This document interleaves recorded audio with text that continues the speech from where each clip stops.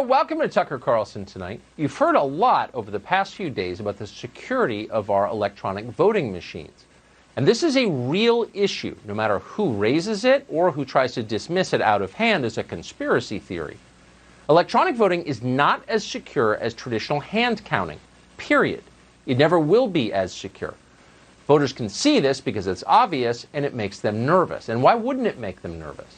Our leaders have given us every reason not to trust technology. The people now telling us to stop asking questions about voting machines are the same ones who claimed that our phones weren't listening to us. They lie. We all know that.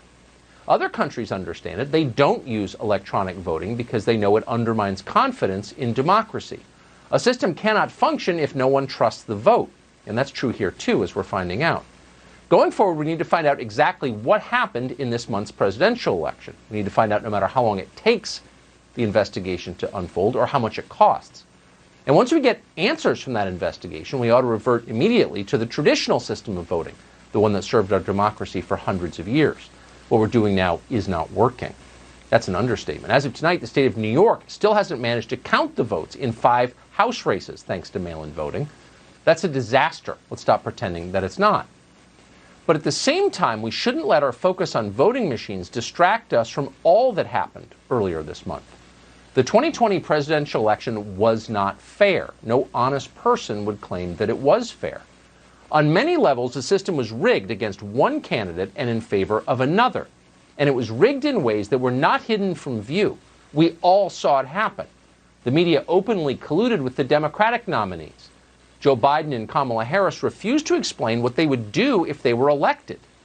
That's never happened before in any presidential election in American history, but the media allowed them to do it. At the same time, beginning in the spring, Democrats used our public health emergency for nakedly partisan ends. They punished Trump supporters for trying to gather, but they exempted their own activists, rioters and vandals from BLM and Antifa, from the COVID lockdowns entirely. They said this out loud. The restrictions they did enforce crushed America's small businesses, the heart of the Republican Party. And yet they made their own donors fantastically richer. Jeff Bezos alone saw his net worth jump by more than $70 billion during the pandemic. Then Democrats used the coronavirus to change their system of voting. They vastly increased the number of mail-in ballots because they knew their candidates would benefit from less secure voting. And they were right. They used the courts to neutralize the Republican Party's single most effective get-out-the-vote operation, which for generations had been the National Rifle Association. Not enough has been written about this, but anyone on the ground saw it.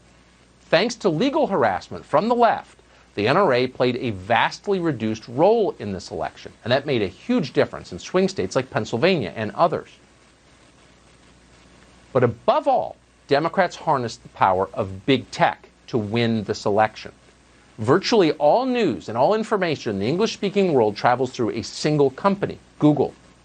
A huge percentage of our political debates take place on Facebook and Twitter.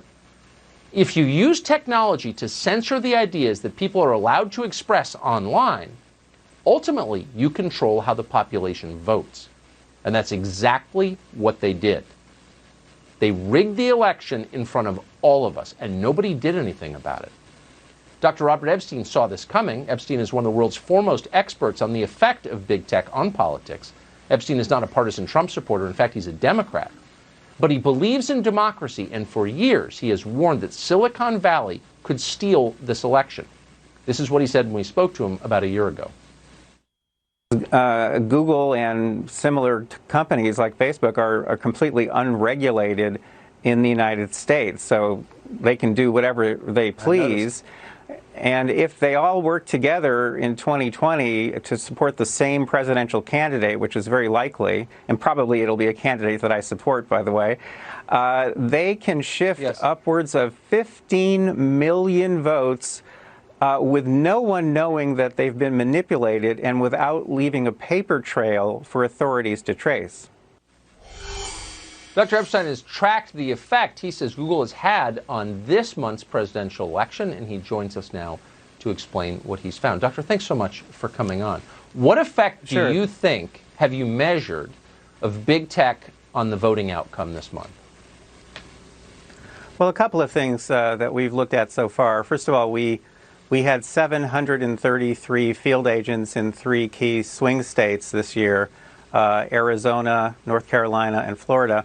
And we preserved more than 500,000 ephemeral experiences. That's a lot. That's about 30 times more data than we got in 2016. And we're finding a couple of things that are pretty clear. Number one is that Google's search results were strongly biased in favor of liberals and Democrats. This was not true on Bing or Yahoo. The bias was being shown to pretty much every demographic group we looked at, including conservatives. So in fact, conservatives got slightly more liberal